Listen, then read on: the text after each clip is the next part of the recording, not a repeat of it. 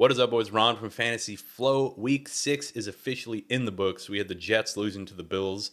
Let me know how you guys did this week. I heard some brutal beats, dude. Some people losing on like that Chase Brown touchdown on Sunday night. I heard some people, losing by the skin of their hair from the Jets game. Let me know how you guys did. I want to hear some of these horror stories, man. I'm like a chick listening to a true crime podcast, bro. It just gives me energy hearing you guys' brutal fantasy beats. But in any case, man, in this video, we're going to be doing a week 6 or week 7 waiver wire video. So I'm going to try to keep this pretty short, man. We don't have to spend too much time. Waiver wire is essentially the same every fucking week. Who is not rostered and who's playing well? Those are the guys you pick up, right? Maybe I can give you some bonus names at the end of dudes that I think you can safely drop. But let's hop into this video, man. Let's not waste any more time. I got my handy dandy waiver board here pulled up. And we start with the running backs per usual. At the top of the list, I segmented these into 2 categories. One I'm calling like bona fide starters, although I didn't title it. And then the second category here on the right is temporary players. So these are players where they're going to have some acute value, some temporary value for the next couple of weeks. So that's why I don't have a lot of spend on them, or don't use your like number one waiver priority. Obviously, if you're in a pinch, you can grab these guys. And on the left side, we have obviously Tank Bigsby, who looks like he should probably take over this backfield because we do have ETN getting that phantom hamstring injury. I think he was just salty because he was barely getting the ball. He fumbled on his only attempt, and then miraculously has a hamstring injury. ETN is done, bro. He is cooked. It is now Tank Bigsby's backfield, I think, moving forward. At some point, the Jaguars are going to officially, declare it that Tank Bigsby is their guy. Bucky Irving, same kind of situation with Rashod White. What a crazy situation where we have like Rashod White, Travis Etienne both drafted in like the 3rd, 2nd round, both losing their job before fucking week 7. It's like, I don't know. I personally kind of saw it coming with Rashod White, but I did not see that coming with Etienne. So I'd spend, 50% plus if you're really running back needy. Kareem Hunt, I actually like better than both of them, just because he's on like the best team in the NFL, right? Like he's on the Chiefs. So if you're running back needy, keep in mind though, Pacheco could be back as early as like week 10. As early as, actually, he got injured in week 2 and they gave him like a 6 to 8 week timeline. So dude, he could be back as early as like week 8. So that would be really optimistic, but keep that in mind when you're picking up a guy like Kareem Hunt. Just be careful not to spend too much money. But moving on now to the temporary guys, I have them ranked in order of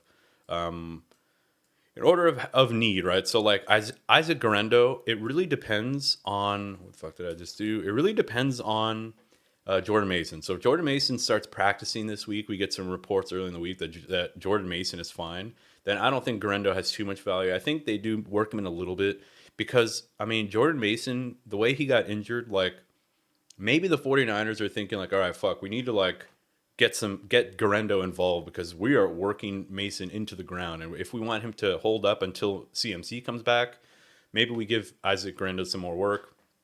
You should pick him up anyway, right? Like you should always have handcuffs on top teams. Kimani Vidal ends up actually pops off for like a receiving touchdown early in that game. Looked like he was on his way to having like a nice fantasy day, but then J.K. Dobbins really takes all the work for the Chargers. So he's not somebody I'd spend too much money on, but he's a valuable handcuff. I do think Gus Edwards is fully cooked. As I say in almost every video, bro, Gus Edwards looks like he Freaky Friday switched bodies with J.K. Dobbins, and he looks like he's coming off an Achilles injury, so he's cooked. The next little category I have here is Ty Chandler and Tyrone Tracy. Unfortunately for Tyrone Tracy, bro, I think he could have been like legit like an every week starter for the Giants if Devin Singletary wasn't coming back, right? Like he looks really dynamic. Like the Giants would be better off really giving Tyrone Tracy the job, just seeing what they have in him. He's younger. Devin Singletary, I don't imagine him sticking around too much longer. So like, why not give the rookie a little more work? But unfortunately, it doesn't happen very often in the NFL where somebody like will straight up just lose their job because of injury. So I do think when Devin Singletary comes back, it's going to be a murky backfield. He should be the starter again because keep in mind, Devin Singletary was also pretty good when he was starting. So that's why I would only spend about 15%. It's like more of a speculative ad, but Yeah, still a good ad. Ty Chandler, another 15%. He should start for Aaron Jones for the next couple weeks as long as he's out. You can even make the argument that you could spend more on Ty Chandler because he might be a multi-week start. But Sean Tucker is the next one. Popped off for like 30 fantasy points. So I understand why people will really want to spend and pick him up, but they already announced that he should be worked into this three-man committee. So that's not what we like to hear. Jaylen Wright is another one. He could have some value if Devaughn ends up missing because of his concussion, but at the end of the day, Raheem Mostert is back, and he actually looked pretty good himself. So I think Jaylen Wright will find himself in a little two-man committee in this next week. And then when Achane comes back, obviously he's purely just a handcuff, but a good handcuff because we know how these guys could get injured. Next category, I'll move this over now, is going to be wide receivers. Top of the list is going to be Demario Douglas. There is some speculation that with Drake May starting, who's it going to be? Is it going to be Demario Douglas? Is it going to be Jalen Polk? I think Demario Douglas is a little bit of a safer wide receiver for a rookie quarterback. He's just a safety valve, underneath routes, lower depth of target. Somebody that these quarterbacks are comfortable throwing the ball to, and we saw it, bro. He popped off for like 20 fantasy points, had a long touchdown reception, which is something that we like to see. So Demario Douglas would be the top of my waiver priority. It's just I think he's going to have season long value. Next guy, kind of at the top, but like you can make the argument with the next one is Alan Lazard, bro. He had another 20 fantasy points.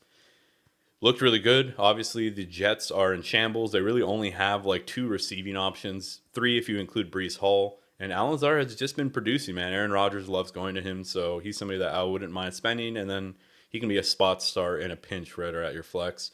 Bo Melton's another one. I don't think many people are going to have him on their waiver videos this early in the week, but the reason for it is that Jaden Reed got banged up, ended up playing every snap, and ended up, continuing, and he didn't really miss any time. But we also heard that Dontayvion Wicks injured his shoulder, or like got some type of shoulder injury or some type of injury, so he could very well miss time. And he's also been kind of cheeks when he has played. So I think Bo Melton, who we saw on like a jet sweep, we saw him kind of utilized a little bit. He's somebody that charts really well, and he actually performs really well when he does get work. So Bo Melton is somebody that I'll actually be spending some money on and seeing how that pans out, right? And Xavier Legette, you can also make an argument he should be higher up. He ends up getting in the end zone. Unfortunately, he doesn't get a lot of work. Now, I need to go on a fucking little rant right here, bro.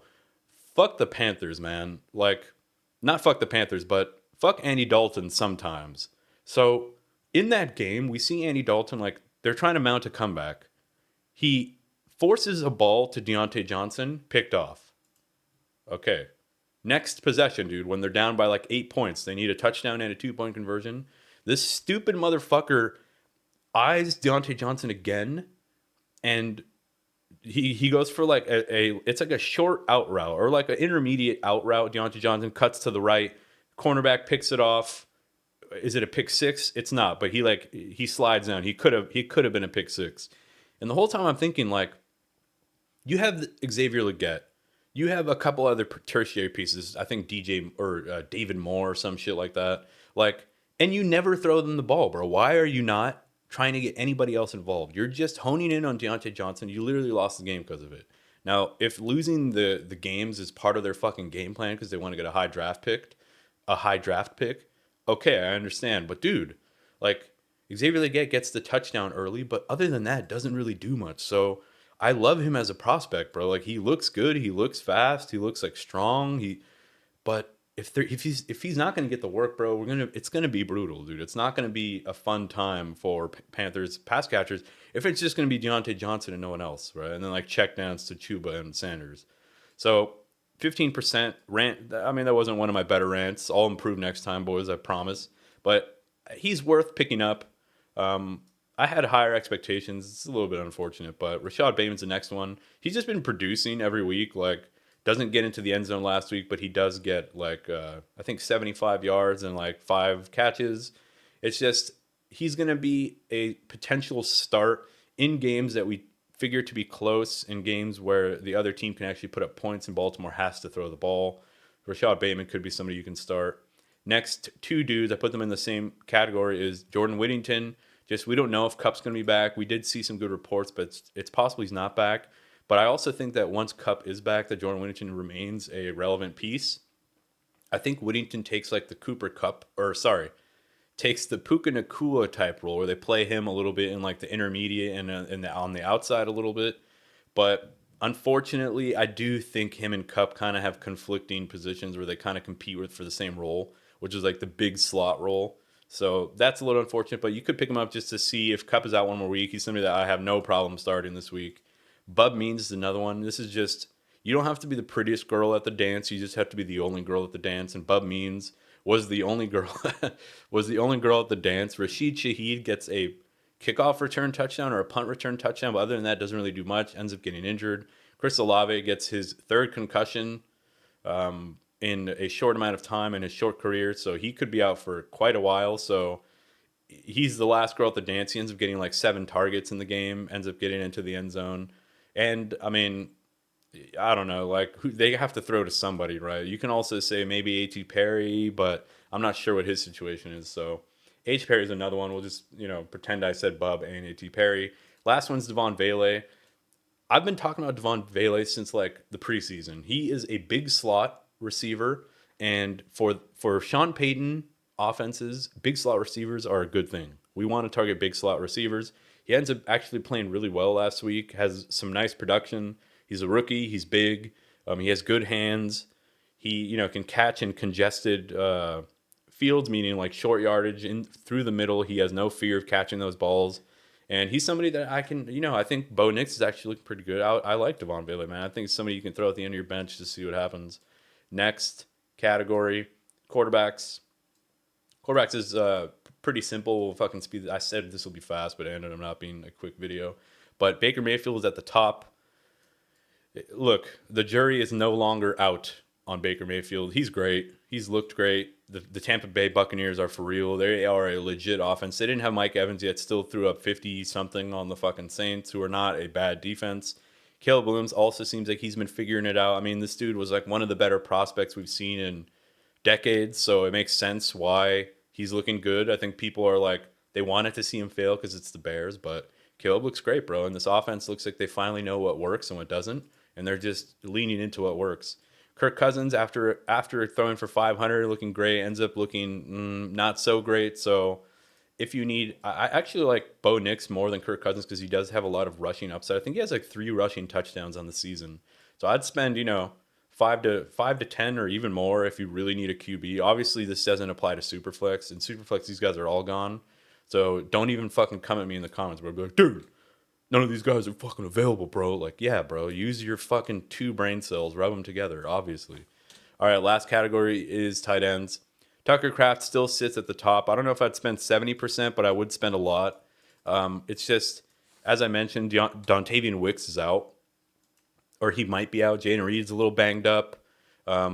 This team might be searching for some more receiving help. Unfortunately, Kraft wasn't asked to do much last game, which is a little unfortunate, but he is somebody that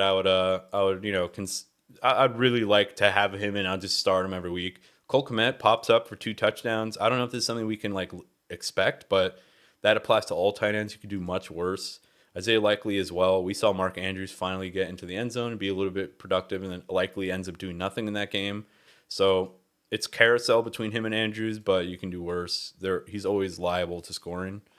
Or not always, but he's liable to scoring a touchdown every now and then. Cade Otton also gets into the end zone. He's just not exciting, but, you could do worse than him. So 5% fab or whatever. Hunter Henry. Last week I put him as the smallest box possible because I fucking hate Hunter Henry. Look how much I have to zoom just to see his ass. But he ends up getting in the fucking end zone last week. It's like he heard me talking shit.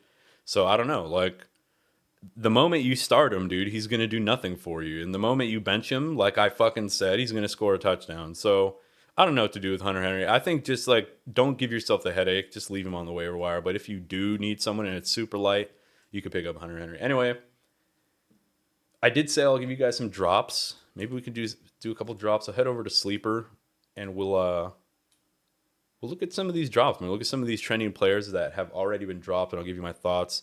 Trey Sermon, I don't think you can quite drop him yet. I think I don't know if Jonathan Taylor is expected to be back just yet. He was ruled out pretty early in the week last week, so I don't know. at the end of the day, he got 18 touches. The Tennessee Titans always have a good run defense, so you're not expecting them to do much. A lot of people just like hate dropped him, like 184,000 drops. I think you got to stick with him one more week. Who do they play next week? Miami. Yeah, I mean, it's not a defense that really is that scary, so you could probably keep Trey Sermon. You could drop Ty Johnson, just not getting any work. Looks like that was a mirage that he got a lot of work last week. You could drop Xavier Hutchinson. He just was not involved at all. That would have been his chance to get involved, but he wasn't. Jalen Tolbert, stay put, stand down on that. Do not drop him. He ended up doing actually pretty decently in a game where they were just getting trounced. 4 for 43, just misses on like some long plays that could have made his day much better.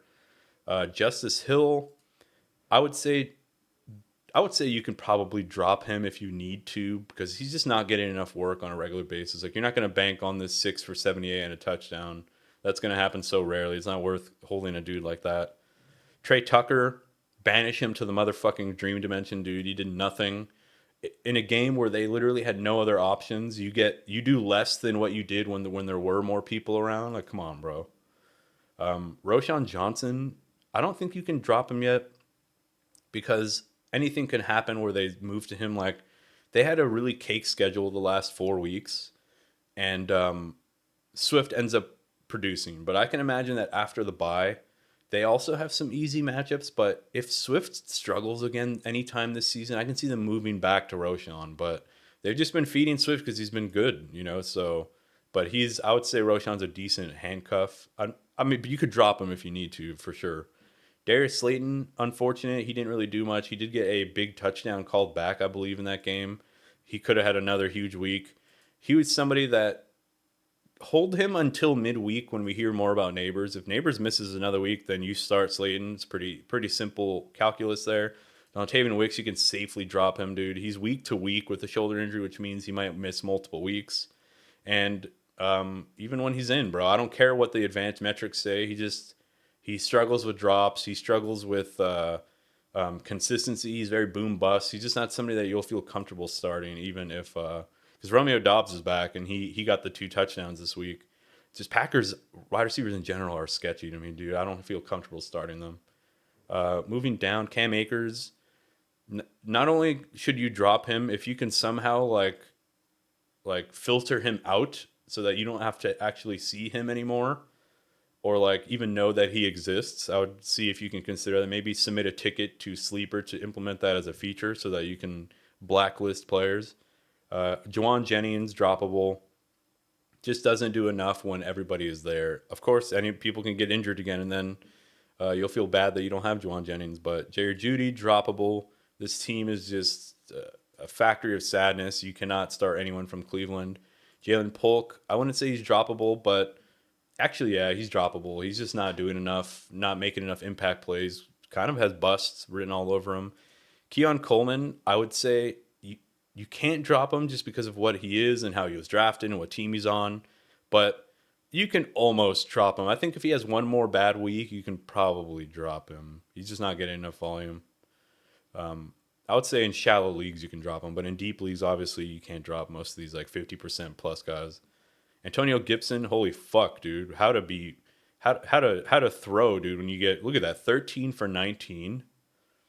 13 rushing attempts for 19 yards, dude. I know Houston Texans are for real, but damn.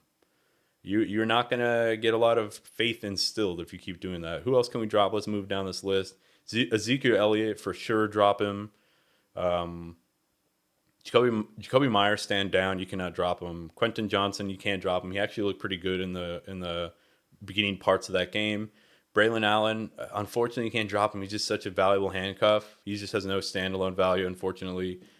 Tutu Atwell, you can probably no, you can't drop Tutu either. Let's see what happens with Cup. Jerome Ford, potentially droppable. He might miss some weeks. Plus, Chubb is coming back. Plus, he was kind of bad when he was playing. So, but I don't know. I don't think you can drop him. See if you can put him on IR. Calvin Ridley, you can't drop, obviously. Khalil Shakir, you can't drop. Yeah, these are tough ones, man, because these dudes are not performing, but you can't drop them, dude, unfortunately. All right, dude. That does it for the video, man. I hope this helped. Sorry if it was long. I know I said I'll make it short, but maybe some of you guys do enjoy some of the analysis. But in any case, I'll catch you guys in the next video, man. But before I leave, I'd really appreciate a like. It's the best way to support this channel. And while you're down there, man, if you do want to hit that little subscribe button, maybe that notification bell so you catch some of my content, that'll be the best show of support, best way to support the channel. And I will catch you guys in the next video. Peace.